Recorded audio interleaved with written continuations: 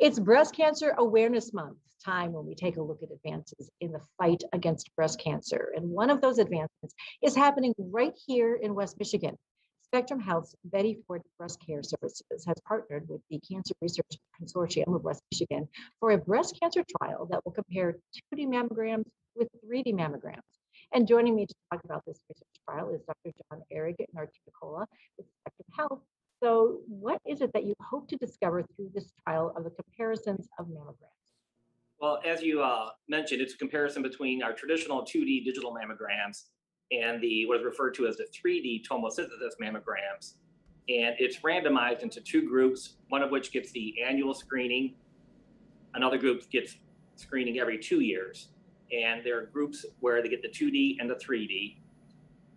And they're looking at the data long-term to see the benefits of picking up early aggressive cancers in these women. And then they're also doing somewhat of a risk stratification where they're getting blood samples, saliva samples, and looking at the molecular data and clinical outcomes long-term. These patients are in the study for about 5 years, but followed for 8 years total. So looking at long-term. And what is it that the study is hoping to find, and how will it help women?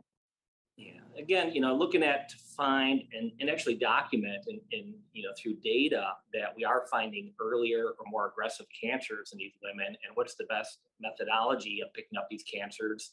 And I think, preliminarily, most people think, the 3D, but, we still need the data, and we're still looking at other parameters and risk factors in women to sort of subcategorize or maybe even hopefully individualize screening and treatment going forward. Of course, all the information that we can have surrounding breast cancer, it makes it have one more step forward in hopefully finding a cure for it, and of course treatments as well. So this is very important data that you're collecting. How can women who are interested apply to be a part of the trial? Yeah, they can contact the Cancer Consortium of West Michigan, Cancer Research Consortium of West Michigan, and hopefully you have that information so you can post that on there too and find out if they're eligible or not. It is women ages 45 to 74 under certain criteria that they have to be met as well, but it's pretty liberal in the inclusion. All right. Well, thank you so much for joining us, telling us about this trial, which has enrollment opportunities right now. And if you would like more information on that, I've got it for you on 13onyourside.com.